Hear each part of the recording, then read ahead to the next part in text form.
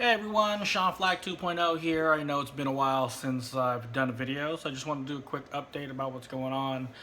Since my last video, we have, well, you know that we have a baby. So that's been going pretty good. It's been about 3 months now, a little bit, maybe close to 4 at this point. The good thing about everything really is that the wife has actually let me get a lot of sleep because I'm only working, so I'm really appreciative for that. But that brings me into like what's going on with me on that. Like it's cool, but at the same time, I really miss the family. Always having to be at work. It's just one of those things that when you make that decision, or if you decide to make that decision, to where there's only one person working in the household, there there's so many pluses and minuses and things like that when it comes to, being a provider. But one of the things that a lot of people don't realize is like the emotional stress that you put on yourself being away from the family as much because you are the only one working. So, just want to, you're going to go to all the classes and they're going to talk about postpartum and, you're going to do your, if you do the Lamaze or the breastfeeding classes or the afterbirth classes and things like that. The baby's gonna get here and there's gonna be like this little bundle of joy and you're gonna want to always try to spend as much time as you can, but then you have to leave. So, being the sole provider is, it's good that I have a job that allows me to do so, but at the same time, it's that double-edged sword. So if you do decide, between you and your partner that one person's going to be working and the other one's going to stay at home, just understand, yes, the person that stays at home is going to have a 24/7 job.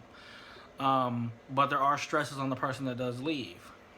So just something to think about, something to plan for that, oh yeah, it's so great. We're saving on health or child care. We're saving on this. We're saving on that.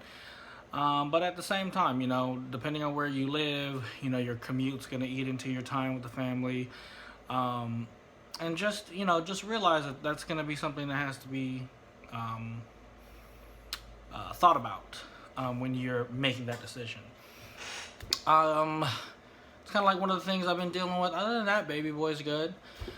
Yeah, we've obviously in my other videos you've seen we switched to Dr. Brown's bottles, which that was great. A shout out to one of my coworkers. She suggested the Gerber Good Start formula for the gassiness and just it being an all-around good formula for the baby. He was really gassy. We decided to just go formula only. When we know like the breast milk is the best thing for the baby, but it was a really hard time dealing with that. But we did decide to go formula only. We were having trouble trying to find which ones were right because the formula, the Similac that we got, was causing the baby to have gas. And one of my coworkers, she said, "Hey, try the Gerber Good Start." And that's what we've had, and we switched to, and it's working really well. So yeah. He's getting big, growing like a weed. That's expected. Again, just being not home all the time, that's, one of the sad, I'd rather be home, with him and the big boy and the wife. But I'm proud to be able to say that I can provide. But again, it's just one of those things that emotionally you're like, well, I still want to be at home or whatever.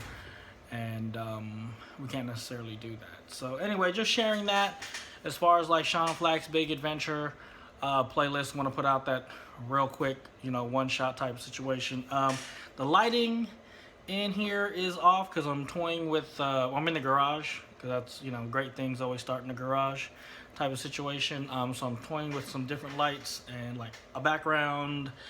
And so anyway, that's why the lighting's real weird, and then I have obviously the light from the computer that I'm sitting in front of is like bouncing off me. So not professional at this, but we are trying to make things happen. Again, wanted to share that with you. If you're going to be the sole provider, whatever the case is, just understand that there is that emotional piece that you may want to come home.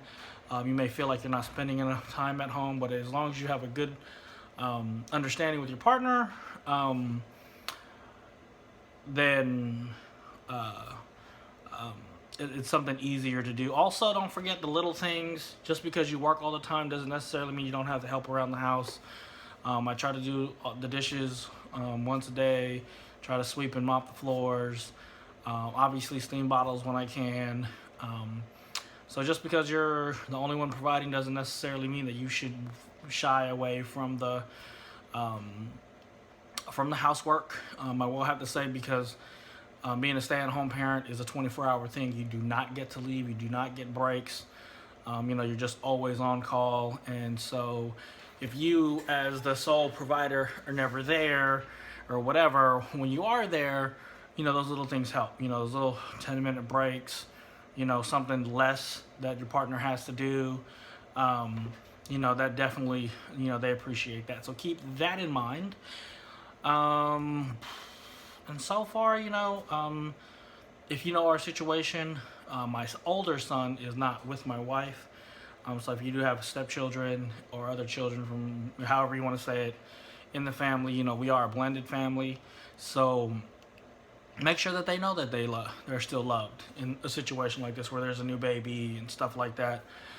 They may think like they're okay or whatever, but you want to make sure you take time with them and, remind them, spend some time with them, remind them that they're loved, that, they are an addition, they're not being replaced by the new baby or anything like that. Something that I've been dealing with as well, with Big Brother. So we try to integrate everything that we can as much as possible so that he doesn't feel left out. And, always make sure that, the whole family's okay. As far as that goes, that's mainly it. I've been working a lot lately. Again, that's why the videos haven't been coming out. I do appreciate all your continued support. I'm going to try to make this thing go as long, or, I have so much passion with wanting to do film. Again, this is just one of my ways to be able to work and to be a good father and a family man. And every little time and little bit or whatever, I just try to sit in front of the camera and kind of share my experience with going with the whole thing. That's basically all I got for now. Again, thank you for watching. I know it's probably a little bit more wordier than I wanted it to be. Again, I haven't been in front of a camera in a while. And that's it. So happy holidays. Like, subscribe, share, do what you guys do. Again, thank you for all this continued support. Questions, comments, or an emotional outburst, don't be afraid to leave comments. I always do my best to try to get back to people, questions, suggestions, anything like that. I definitely love to interact with my audience, and of course see what you guys like, what you don't like. And again, for the most part, share my life experience with you guys going through what I'm going through. Again, thank you for taking the time to listen to my story, and we'll see you in the next video. Peace.